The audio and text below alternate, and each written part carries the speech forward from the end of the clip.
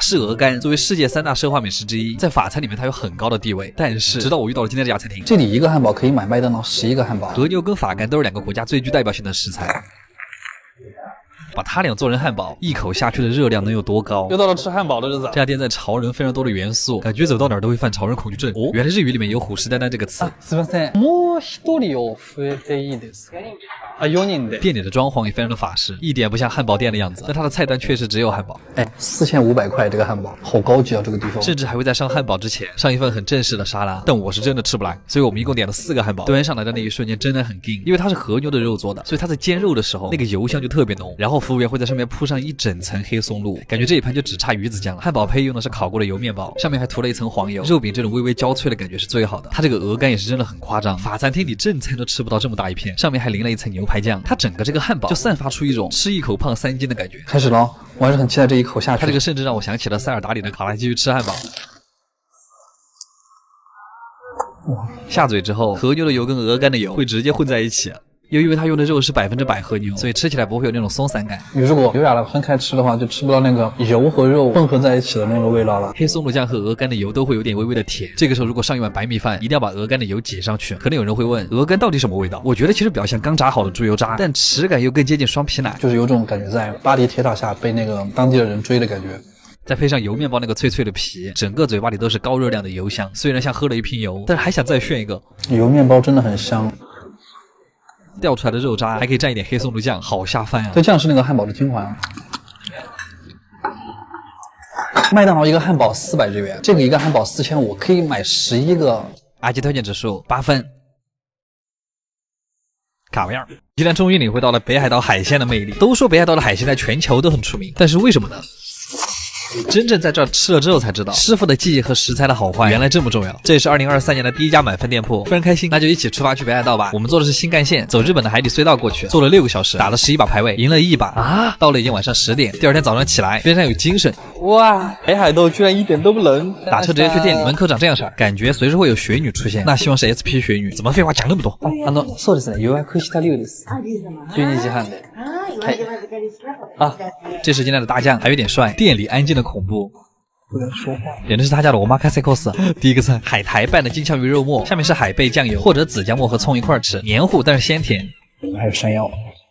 接着是日本队的代表果冻生白子，它其实看起来像捞花，但是吃起来更像鸡肾。它这一口下去，满满的流动的蛋白质，胆固醇式的奶香，让人不禁觉得这不比生蚝更补，好像只有新鲜的白子才会有那个奶味儿。接着是老朋友刺身小拼盘，所以回到北海道的海鲜为什么那么好吃？查了一下很简单，因为北海道是一个被3大海洋围绕的地区，所以这里的海水特别冷，因此鱼的脂肪就比较高，那么肥鱼就很香，跟和牛卖的贵是一个道理。先来一块刺身，对于口感的最高评价，粉加多了的龟苓膏，白雕一般是蘸咖喱盐，需要激发一下它的鲜味儿。粉雕就裹着紫苏花吃就可以了，它这个肉居然是脆的，有点像凉拌鱼皮那个口感。接着是活章鱼拌鱼干，拌着姜末和洋葱一块吃，你就当是在吸四川凉粉。然后是芝士海螺肉，它里面装的全是奶奶的螺肉汤，是那种油香油香的汤底。接着是海鲜蒸蛋，怎么还没上寿司啊？不过你不要看这一碗很小，里面塞了虾仁、鲍鱼、蟹腿、鱼子和干贝，就像是一碗海鲜版的佛跳墙。但是小心烫嘴，再来一块鲷鱼西京烧，说白一点就是甜口的烤鱼，筷子轻轻一夹就碎开，像极了爱情。接下来这个好像还挺厉害，蟹腿芝士泥混合物，可以看到满满的蟹腿鲜味，是种很温柔的蟹肉味。吃完这个亲一下口，终于到寿司了，我真的好饿啊！第一块甜鲷，好漂亮的淡粉色，用肉身蘸一点咖喱盐，米饭和盐都是用来激发鲷鱼本身的味道，直接香到脱粒。一般在这种店，到了寿司环节，上菜都会变得很快，上一块刚吞下去，第二块就来了，金枪鱼背身，上面切了很多刀，是为了锁住酱油，下面的米饭只有一丁点，甚至看不到。这个是北海道特产的甜虾，纯生，为了还原最好吃的甜味，中间是一溜芥末，我特别喜欢这个，是一种黏糯的鲜甜。然后是鱼子军舰，我其实有点吃不来。QQ 爆珠，下一个贝柱寿司，拿着像坨胶泥，它这个肉真的很厚，嚼开之后那股甜味就会扩散出来。竹夹鱼寿司又叫阿基寿司，改刀改得很漂亮，上面是姜末和小嫩葱，还刷了一点臭橙醋。上了一碗味增汤，喝一口继续。粉色的这个是狮鱼，它的油脂很丰富，入口就是软糯回甘。我建议什么都不蘸。最后一块一般是最高级的黄金海胆，看这个成色就知道，成块的海胆没有塌掉，没有化开，都不舍得吞。一般吃寿司的最后会有个厚蛋烧和一个春宝的寿司，这2个下肚，你就会获得至高的满足感。最后的甜点是芥末冰淇淋，就是冲鼻辣辣的口感。这家店总体来说都特别的好，而且这个价格也是他拿满分的一个原因，可以带上自己喜欢的人一起过来吃。阿基推荐指数10分，卡玩意儿。